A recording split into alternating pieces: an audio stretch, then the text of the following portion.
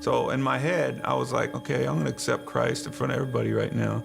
Then I'm gonna go home and snort drugs until I don't wanna do them anymore.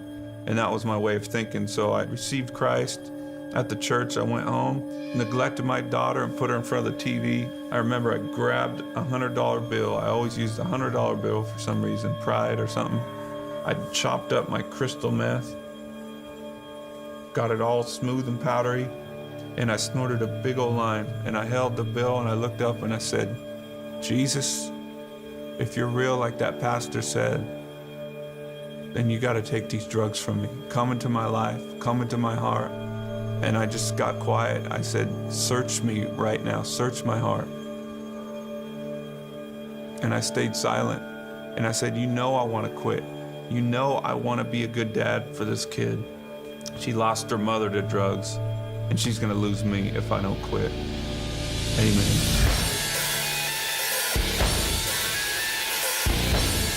There's a high when you go on stage and you see all these people like just loving your music and loving you and stuff, and there's these girls and all these people going worshiping me. When you see all those people just going nuts for you, it's like, you know, it puffs you up inside. You're like, you know, I'm important. That's where drugs can creep in, and, you know, cocaine or whatever, methamphetamines crept in, and it all came from after drinking for me and my friends. And it seems like fun in the beginning. It's a lie because it turns around on you. It starts to wear on your personality, starts to wear on your relationships, and everything is affected by it negatively. Everything.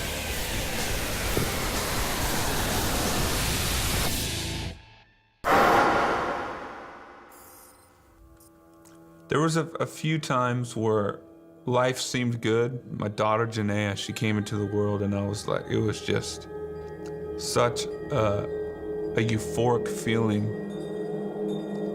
I thought my life could just feel like that forever, you know? It was like it was spiritual, just, I didn't know what was happening. I just felt so much love just fill my emotions. And I thought I was gonna be happy, but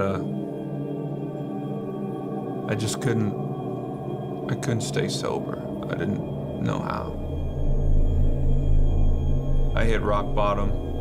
I had swore that I would never do methamphetamines again because I saw what it did to my child's mother. It just took her feelings away and made her leave her kid. I just wanted her dead. I wanted to kill her. I thought she was a scum of the earth.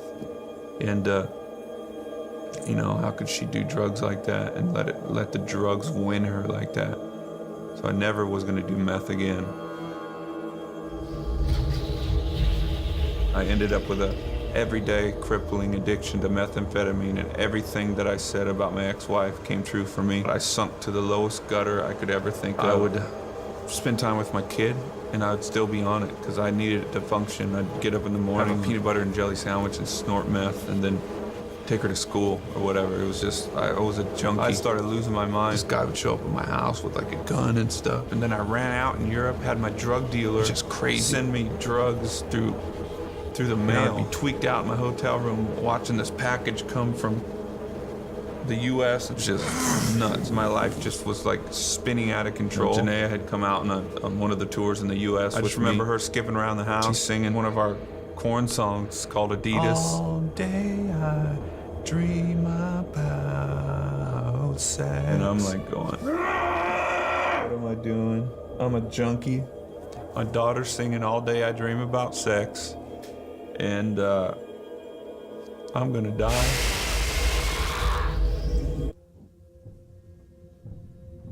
Father?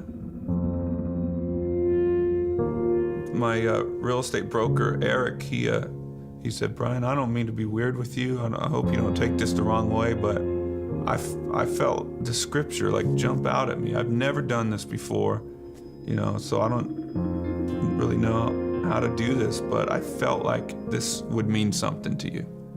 It's Matthew 11:28. Come to me, all who are weary and burdened, and I will give you rest. I remember all tweaked out. I looked up in the dictionary, weary. I looked up burdened, and I pulled the scripture apart, and I was like, oh, I'm weary and burdened, and I need rest for my soul. And I didn't know if it was real, but they invited me to church a couple weeks later, and I had received Christ at the church. I went home, neglected my daughter, got it all smooth and powdery. Jesus, you got to take these drugs from me. Search me right now. Search my heart.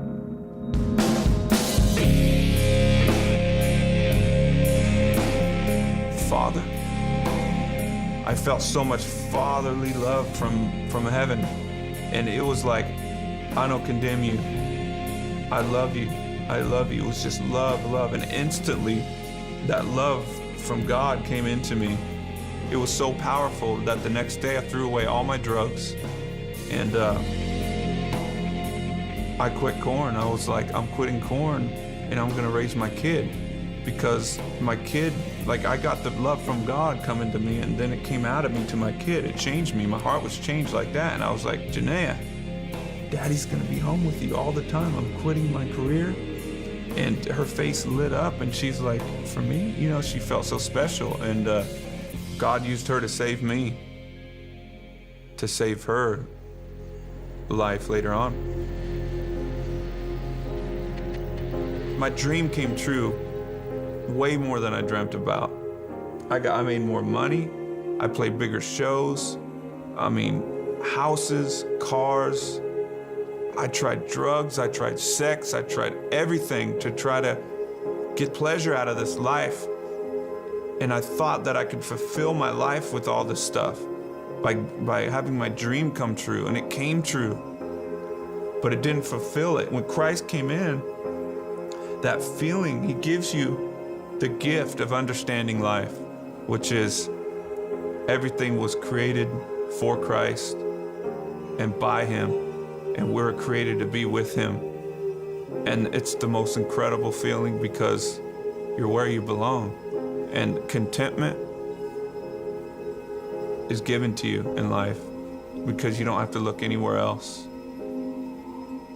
And you're exactly where you need to be. And the question about life is answered. I'm Brian Head Welch, and I am second.